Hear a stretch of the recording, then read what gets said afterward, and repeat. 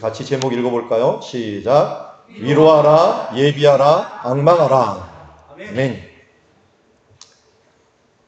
지난주 목요일 날 작년 12월까지 아프가니스탄에서 대사를 했던 집사님을 만났습니다. 예전에 제가 이스라엘에서 유학할 때 워낙 저하고 같이 친하게 잘 지냈던 집사님이 아프가니스탄 대사가 됐다는 말을 들었는데 전화를 궁금해갖고 했더니 올해 들어왔다고 하더라고요. 들어와서 지금 외교부에 있으면서 일을 하고 있다고 해서 여러 궁금한 것도 있고 또 안부차 만나기로 약속을 했는데 그 약속한 그 기간 중에 아프가니스탄이 무너져 버린 거예요. 그래서 사정을 한번 물어봤죠. 이거 어떻게 된 일이냐라고 했더니 미국이 준비를 못한 것도 있고 안 한 것도 있다고 합니다. 20년 동안 분명히 다스렸는데 어떻게 이렇게 지원했던 정부가 허무하게 무너질 수 있을까? 그랬더니 그 집사님이자 대사님이 얘기를 하더라고요.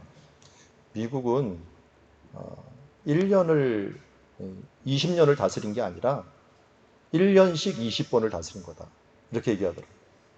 왜 그러냐 그랬더니 이게 군대가 파병이 되잖아요. 파병이 되면 9개월마다 한 번씩 무조건 휴가를 보내줘야 되는 규정이 있다고 합니다.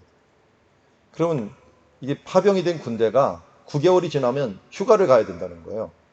그러면 휴가를 가면은 다시 본국으로 돌아왔다 오면은 이게 시간이 너무 많이 지나니까 모두 다 움직여 버린다고 합니다. 모든 사람들이 9개월 동안 왔다가 다 본국으로 그냥 귀환을 하고 다시 한 부대가 다시 오는 거예요.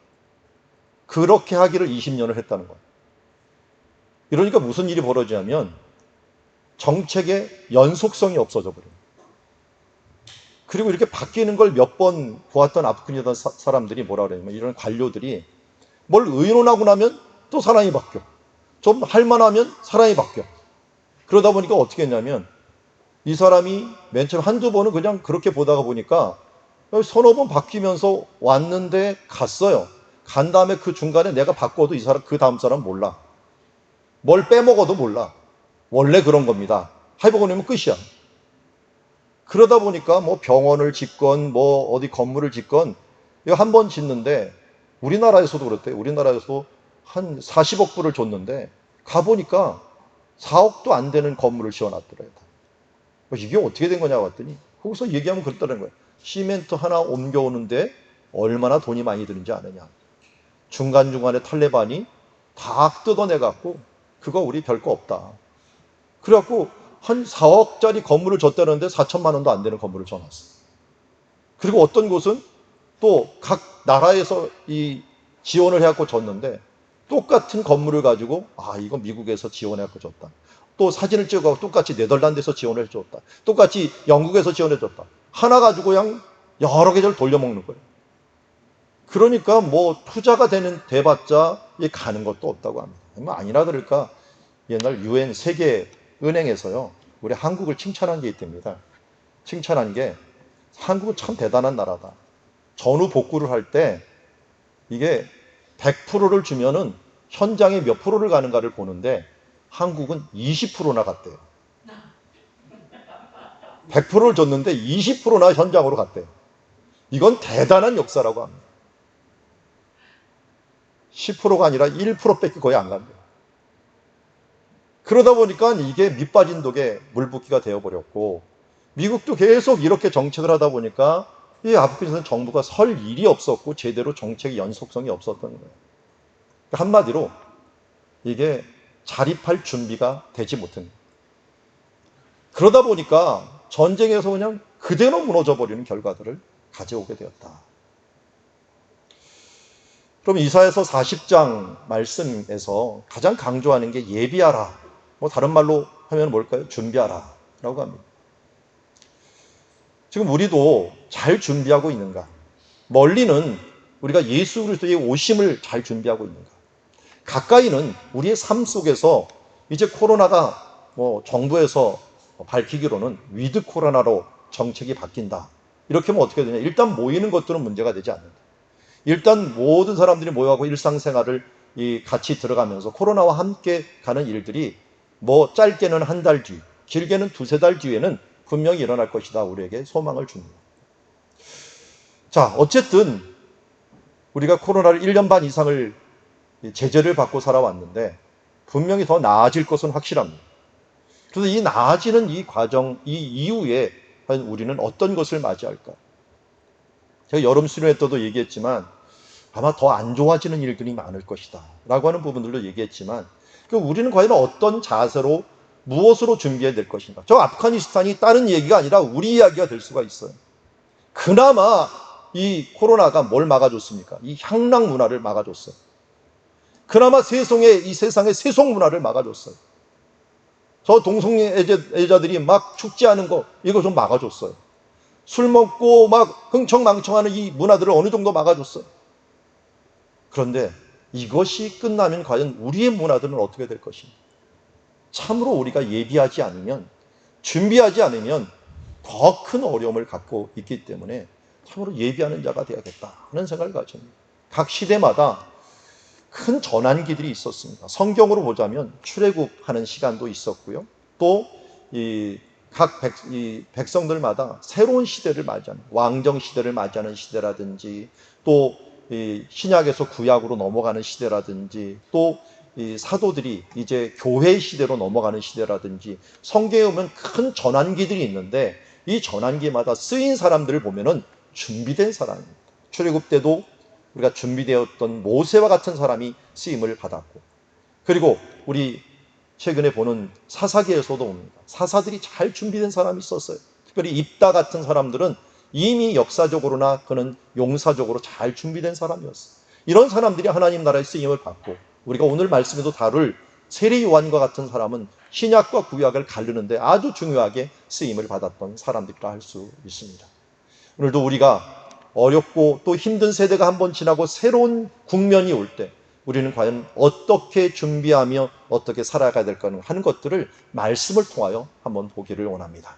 그 말씀을 이사야서 40장이 밝혀줍니다. 왜 40장을 보았는지 한번 볼까요? 성경은 여러 가지 책으로 모아갖고 같이 하나로 만든 책입니다. 그래서 창세기, 출애굽기, 레위기하고 여러 책이 하나로 모아졌는데 총 책이 몇 개입니까? 여기 써 있잖아요. 66권. 눈치만 있으면 먹고 삽니다. 자, 말씀도 먹고 살 수가 있어요. 자, 66권이고, 그런데 이 66권을 또 나눌 때 이렇게도 나누죠. 앞에 있는 구약은 39권, 신약은 27권. 그래서 어떻게 외웁니까? 39, 27. 39, 27이 뭔지 모르는 분들은 없죠? 39, 27로 외우게 됩니다. 그래서 구약은 창세기부터 말라기까지 39권, 그리고 신약은 마태복음부터 요한계시록까지 27권이 모여서 이게 합쳐서 66권이 되었다라는 것입니다. 그런데 아주 재미있는 것은 이사야서가 66장으로 되어 있습니다. 66장. 그런데 39장은 이사야가 살았을 때의 과거의 사건을 기록해 놓은 것이고요. 이사야가 27권은 그가 아직 일어나지 않은 예언을 한 것이 27장입니다. 그러니까 성경하고 아주 닮았죠. 그 중간이 뭐예요? 그러니까 새로운 시대가 시작되는, 미래가 시작되는 장이 몇 장입니까? 40장이 되죠. 그러니까 39장까지는 과거의 일이에요. 그리고 40장부터는 이 39장에 무슨 내용이 나와 있냐면, 이거 요번 주에 우리 교회 성경 읽기 본문입니다. 39장에는 히스기야가 병을 낳은 다음에 바벨론 사람들이 찾아왔어요. 그 찾아온 사람들이 너무 고마우니까 그 바벨론은 큰 나라였고, 그리고 아수르라는 나라를 같이 적으로 두고 있는 나라다 보니까 동맹이나 마찬가지잖아요. 그 오니까 너무 고마워가고 자기의 있는 창고들을 보여주고 군비들을 보여주고 어떻게 보면 자랑하듯이 나는 이러이러한 것들을 준비해놨어 하면서 준비를 다 보여줬는데, 이사야 선지자가 뭐라고 말합니까? 내가 보여준 모든 것들을 다 뺏길 뿐만 아니라 너희 백성들이 포로 잡혀갈 것이다 라고 하는 것을 39장에 이야기합니다. 그리고 나서 40장에서는 그러나 포로 잡혀갔던 그곳에서 이렇게 돌아올 것이다 하는 부분들을 40장에서 말씀하고 있습니다. 이사야서는 참 대단한 게요. 앞에 쿰란이라고 하는 곳, 유대 광야에 쿰란이라는 곳에서 발견된 이사야서 성경입니다.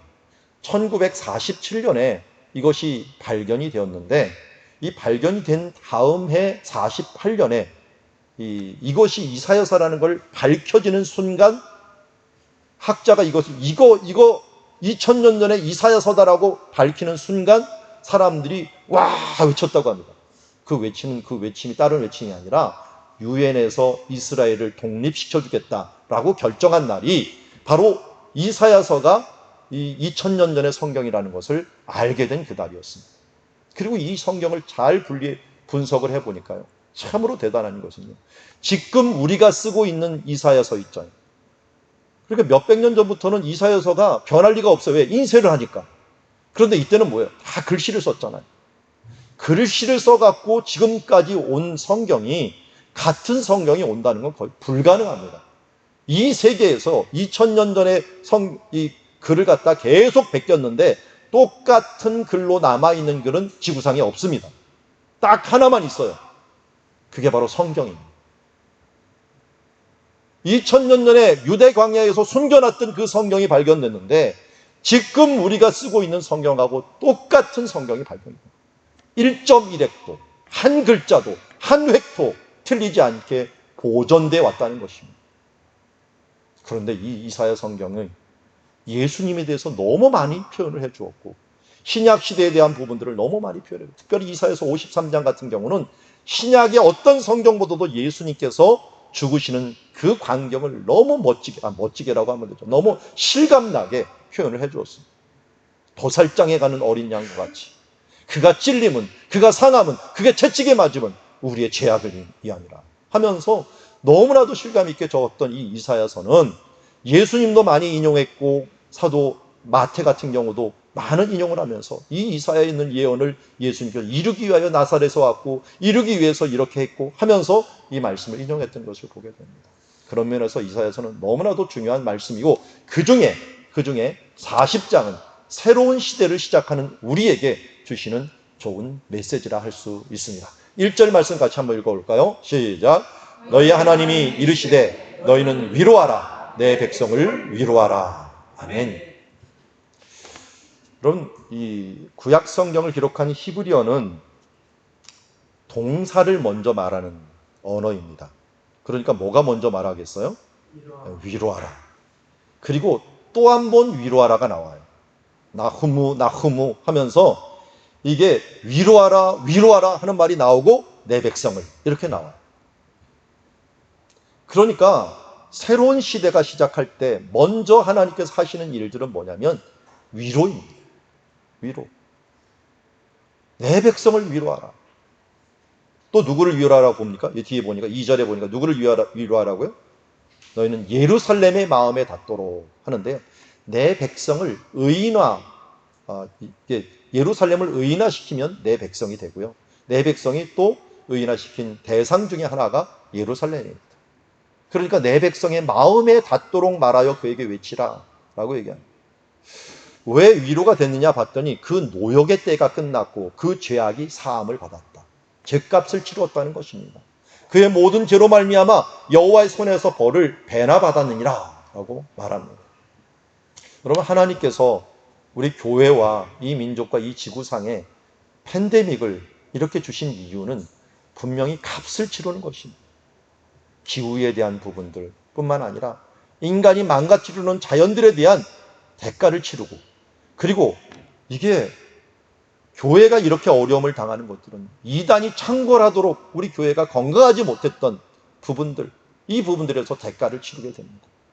오랜 기간 치렀습니다. 좀 갑갑할 정도로 왜 교회에만 이렇게 할까 할 정도로 정부에서는 강력하게 교회를 제재해 왔습니다. 그러나 저는 이것도 하나님의 뜻인 줄 압니다. 우리가 참된 신앙을 가지고 있느냐 없느냐는 환난을 당해보면 알 수가 있습니다. 환난 중에 우리가 주님을 사모하고 있는가 무너지는가 하는 부분들을 보면 우리의 신앙의 현주소를 알게 됩니다. 그러나 이것이 끝날 정도에는 위로하라 라고 하는 말씀을 줍니다. 여러분, 올해 이제 마지막을 지나면서 9월, 10월, 11월 이때는 우리가 서로를 위로하는 시간이 많이 있었으면 좋겠습니다. 특별히 힘든 분들, 우리 가장 힘든 분들이 사실은 어르신들 같아요. 우리 세댁들은 좋겠죠. 이번 추석에도 안 가도 된다고 하니까.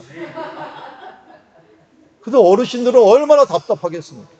이거 손주 한번 보는 낚시로 사는 이 분들이 얼마나 힘들겠습니까? 그래서 이번엔 추석 때 우리 교회에서 어르신들을 좀 특별히 위로했으면 좋겠다 하는 생각을 가지게 됩니다. 예수님도 본동네라고 하는 곳이 있어요. 사역할 때 본동네가 어디였냐면 가버나움이에요. 근데 가버나움의 뜻이 뭐냐면 위로의 마을이라는 뜻을 가지고 있습니다. 나움이라는 말이 나훔이라고 하는 말에서 왔는데 이게 방금 우리가 위로하라라고 하는 단어와 똑같은 단어입니다.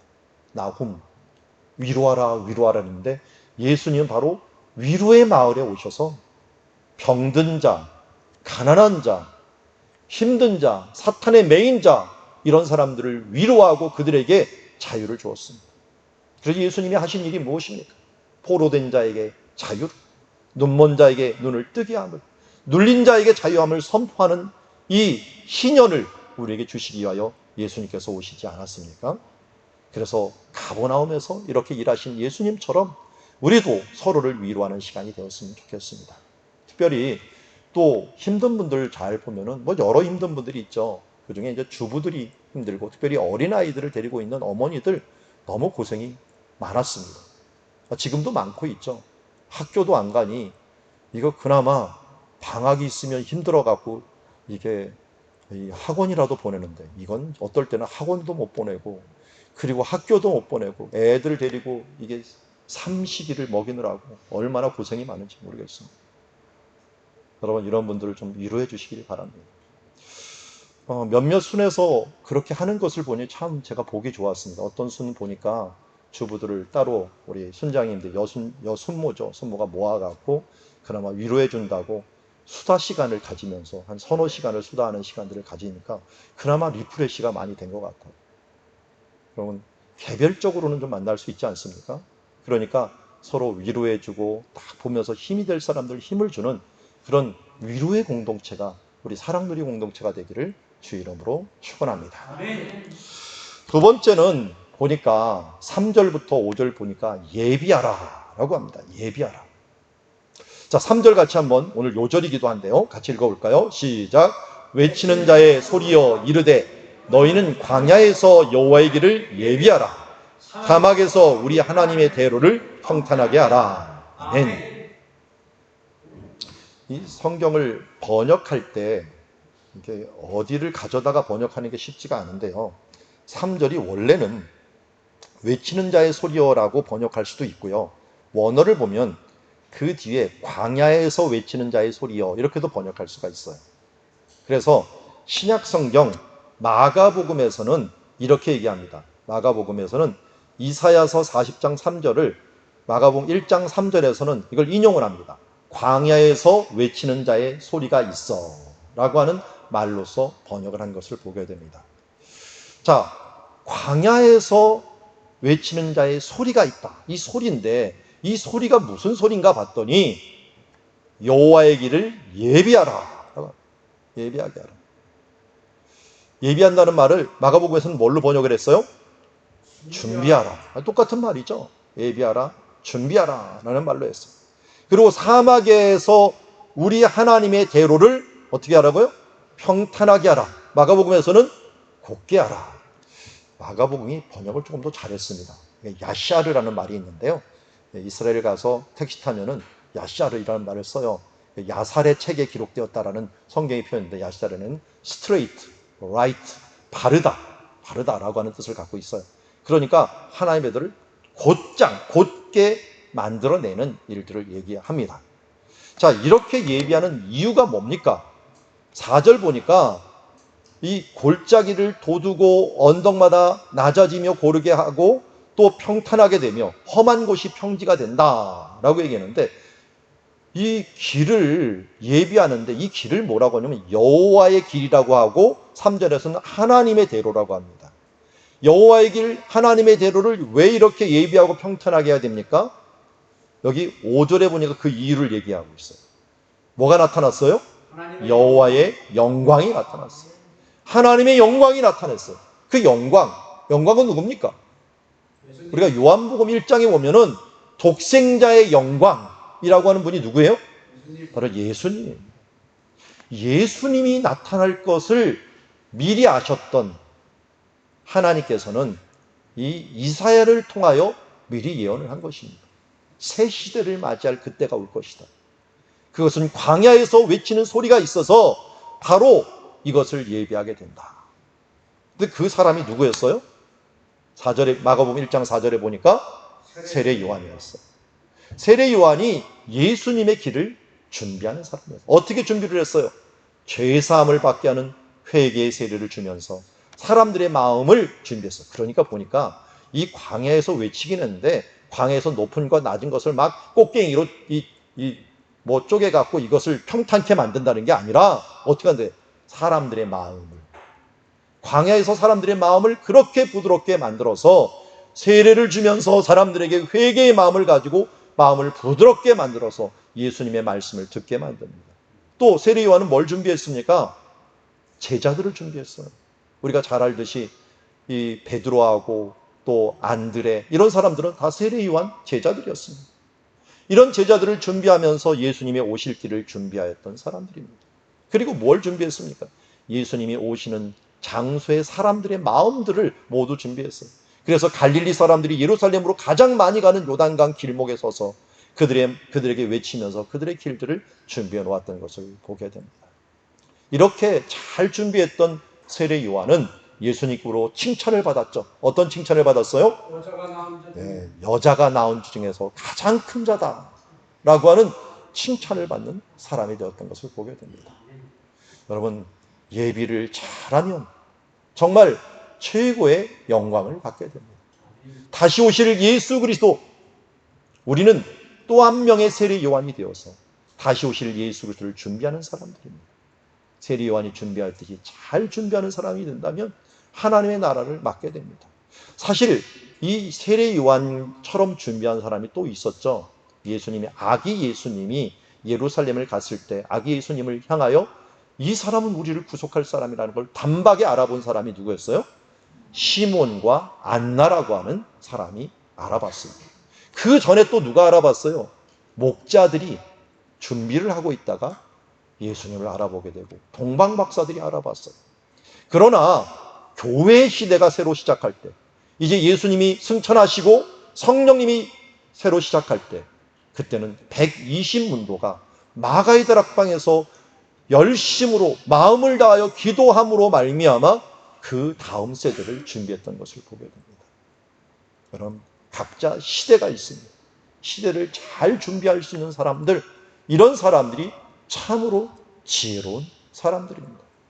코로나 이후에도 세상적인 것을 준비하는 사람들이 많이 있습니다. 이후에는 여행이 대박이 날 거야. 여행에 투자를 해야지. 이미 사람들은 불을 켜고 코로나 이후에 뭐가 잘 될 것인가 하면서 주식 투자에 눈을 들고 있을 때 우리는 주식 투자가 아니라 하늘 주식을 투자를 해야 됩니다. 하나님 나라를 위해서 무엇을 준비하고 무엇을 내가 해야 될 것인가를 알 수 있는 참으로 영원한 지혜를 갖는 주의 자녀들이 되기를 원합니다.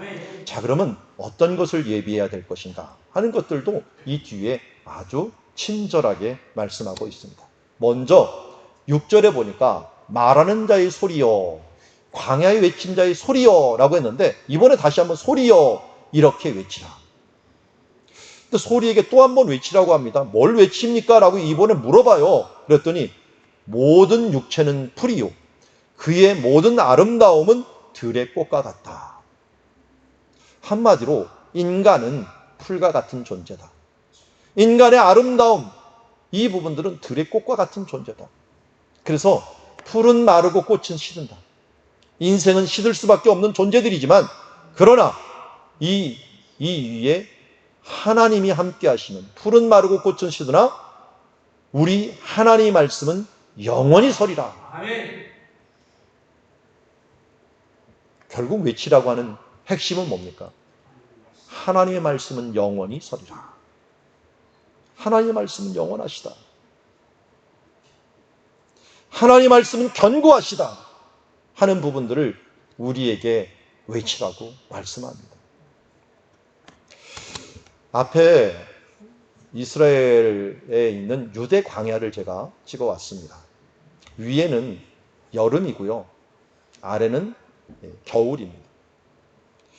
겨울에 비가 오는 우기인 이스라엘은 비가 오면은 이렇게 초장이 쫙 마련되고요. 초장에 보면 저기 노란색 꽃, 빨간색 꽃, 빨간색 꽃은 아네모네, 노란색 꽃은 쑥갓꽃, 이런 꽃들 혹은 겨자초, 겨자씨꽃이 쫙 펼쳐지면서 정말 아름다운 낙원과 같습니다.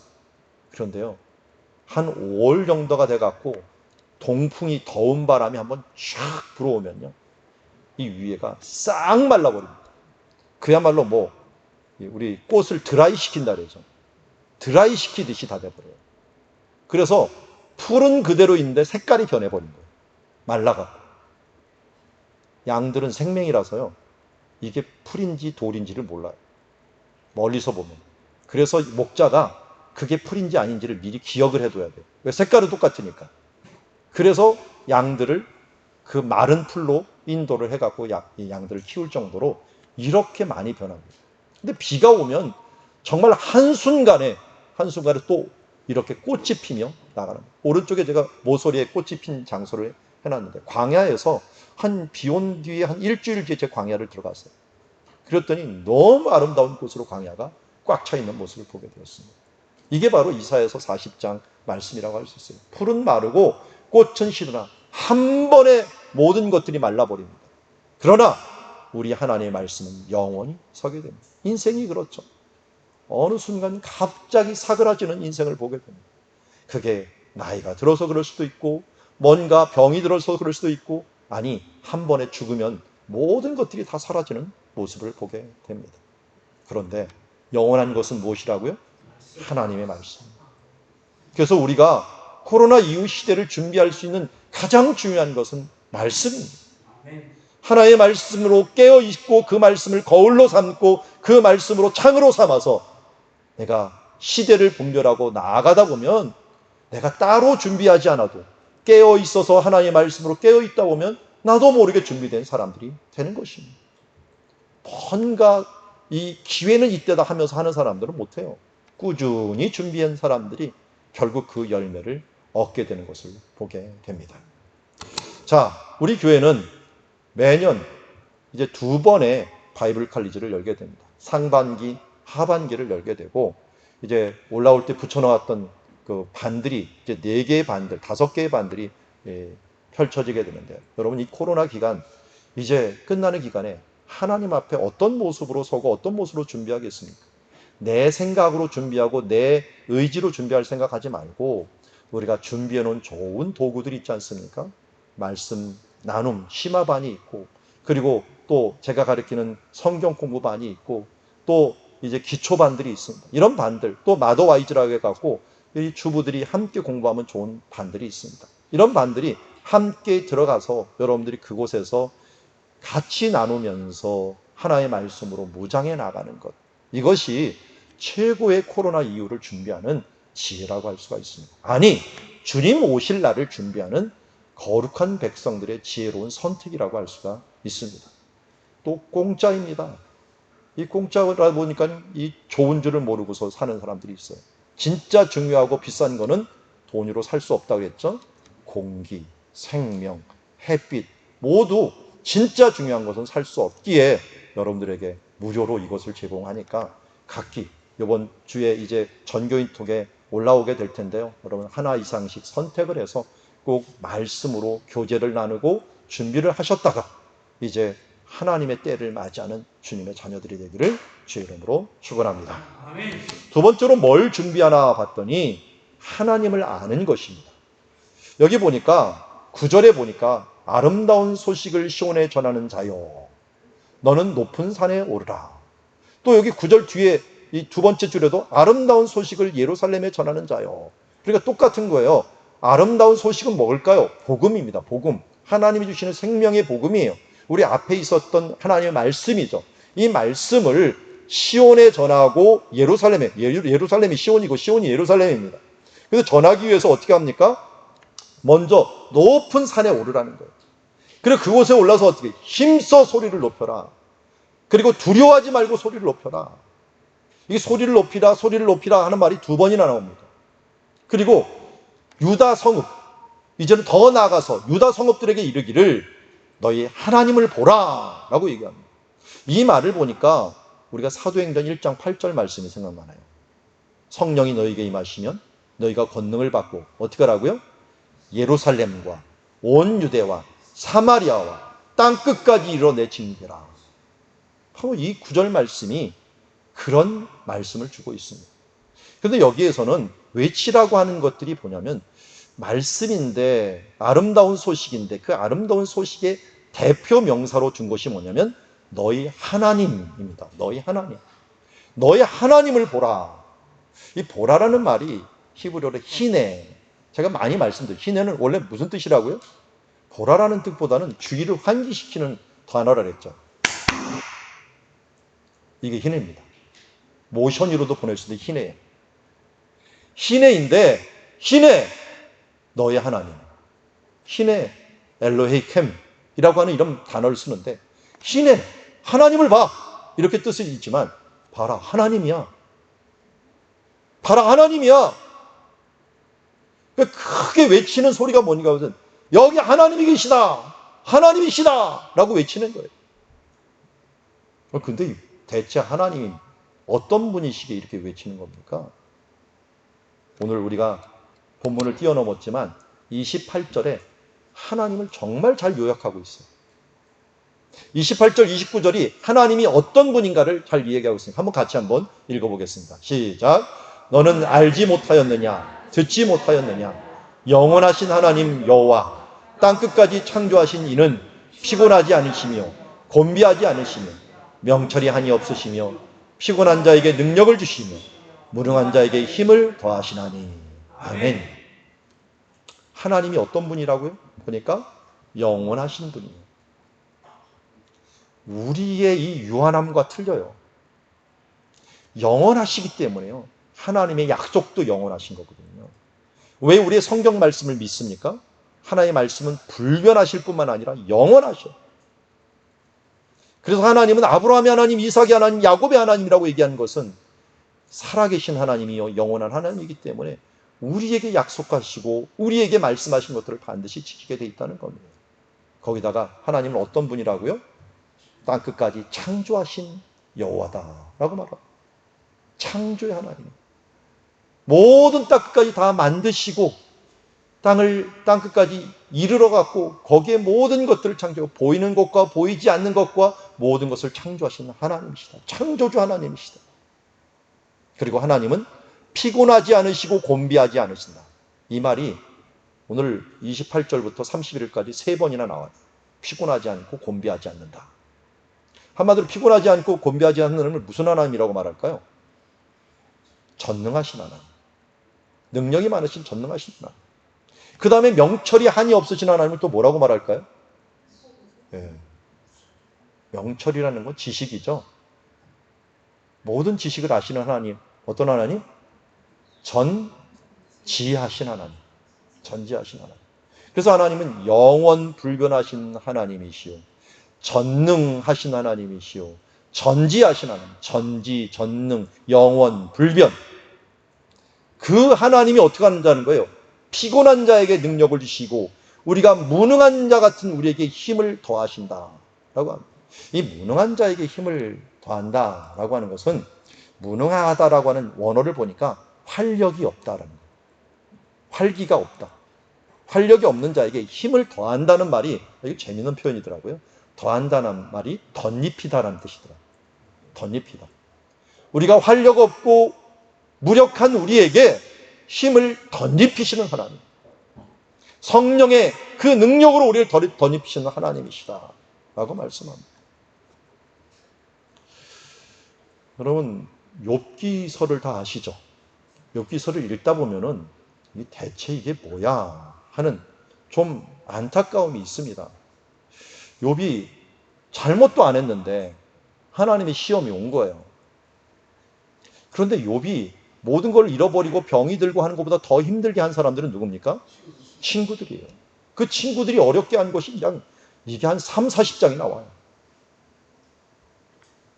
그런데 욥기 2장 11절에 보면 이 욥의 세 친구들의 이름이 나오는데, 그때 욥의 친구 세 사람이 이 모든 재앙이 그에게 내려왔다 함을 듣고 각기 자기 지역으로부터 이르렀으니 곧 대만 사람 엘리바스와 수아 사람 빌닷과 나아마 사람 소발이라.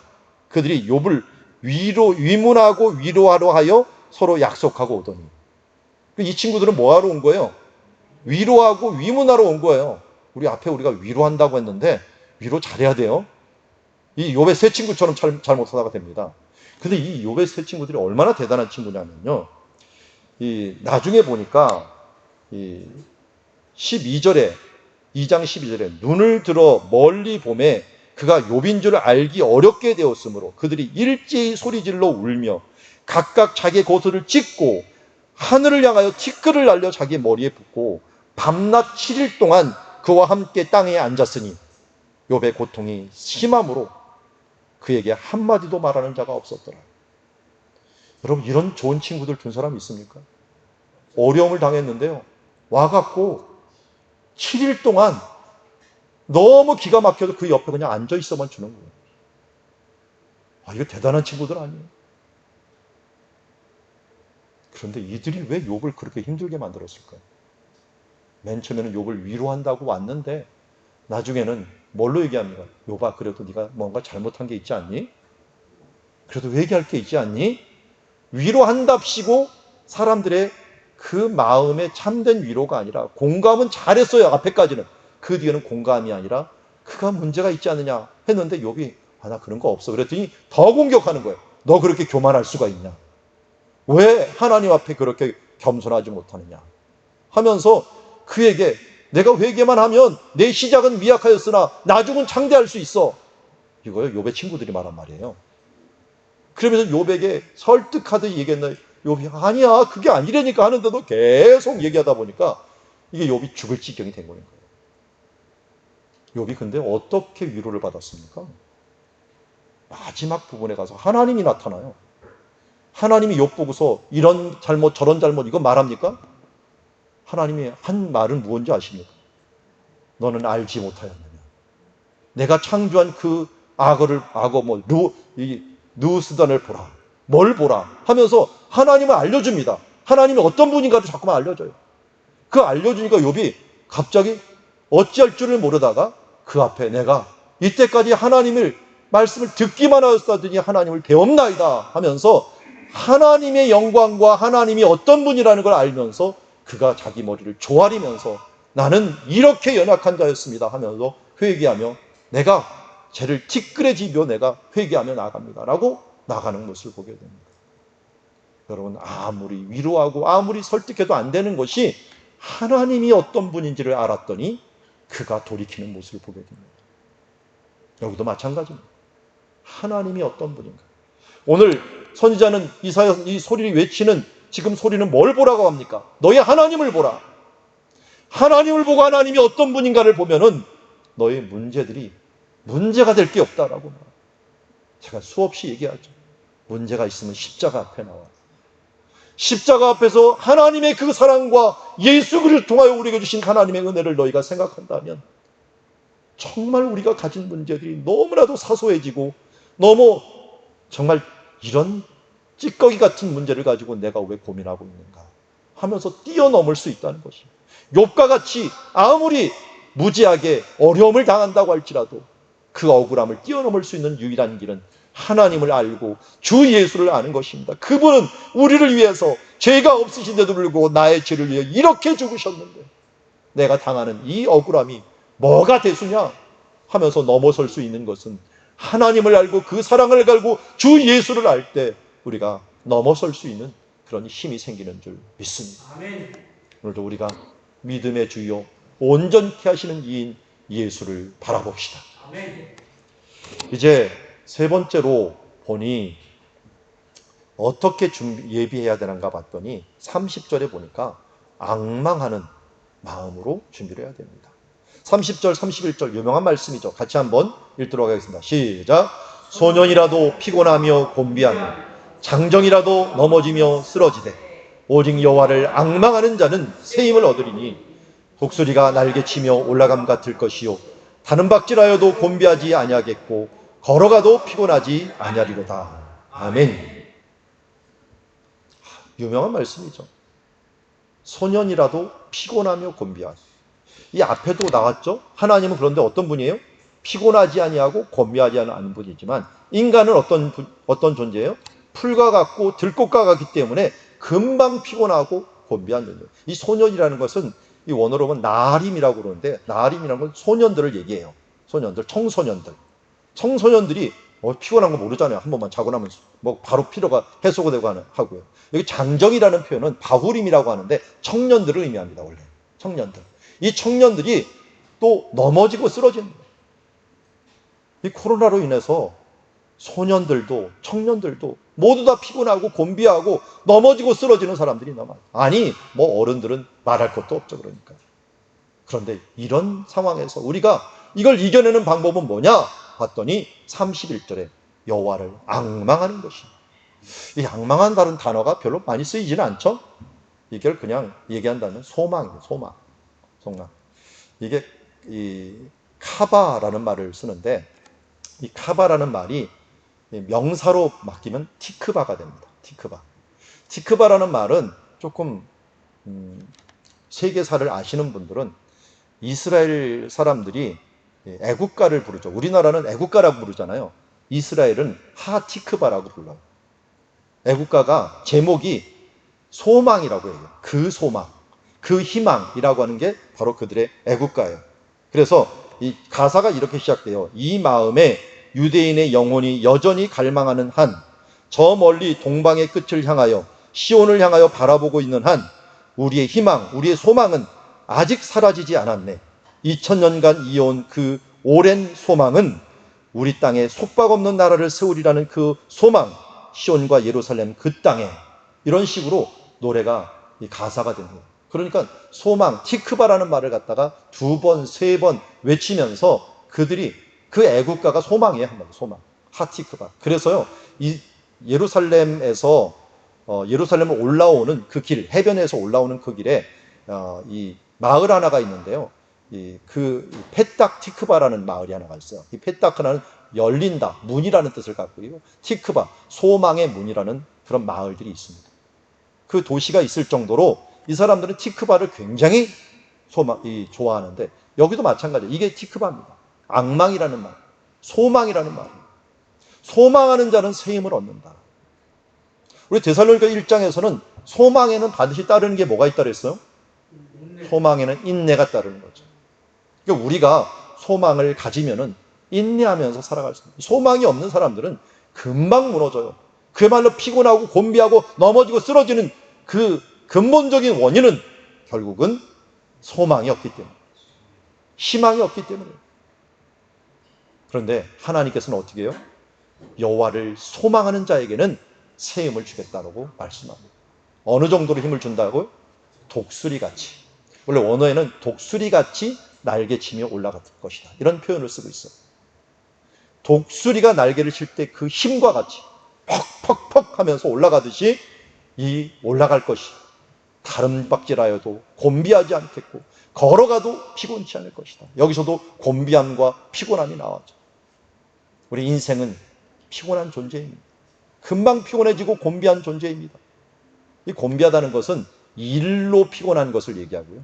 피곤한다는 것은 그냥 내 육신이 피곤하다는 것은, 일로 눌리고 삶에 눌리고 있는 이 인생이 바로 이길 수 있는 큰 힘은 바로 여호와를 앙망하는 것이다 라고 말씀하고 있습니다. 오늘도 우리가 이렇게 피곤하고 어려운 중에서도 새 힘을 덧입어서 하나님의 영광에 나아가 인내로서 이기며 나아가는 주님의 자녀들이 되기를 원합니다. 말씀을 정리합니다. 오늘 코로나 기간을 마치면서 우리가 무엇으로 준비하느냐? 서로 위로하면서 예비해야 됩니다. 뭘로 예비한다고요?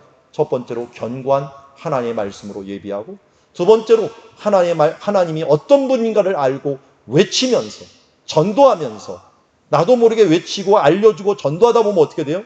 하나님이 더 분명해집니다. 그러면서 준비하는 인생이 되어야 될 것입니다. 앙망함으로, 소망 가운데 소망의 인내로 하나님의 길을 예비하는 주님의 자녀들이 되기를 원합니다. 이제 세례 요한처럼 또 사도들처럼 준비하며 나아갑시다.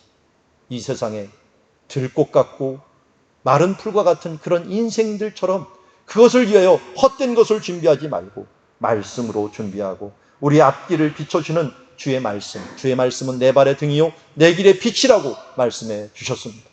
오늘도 그 말씀으로 잘 준비하고 핑계대지 말고 우리가 하나님의 말씀을 전파하고 소망의 인내로 승리해내는 주님의 자녀들이 모두 되기를 주의 이름으로 축원합니다. 아멘.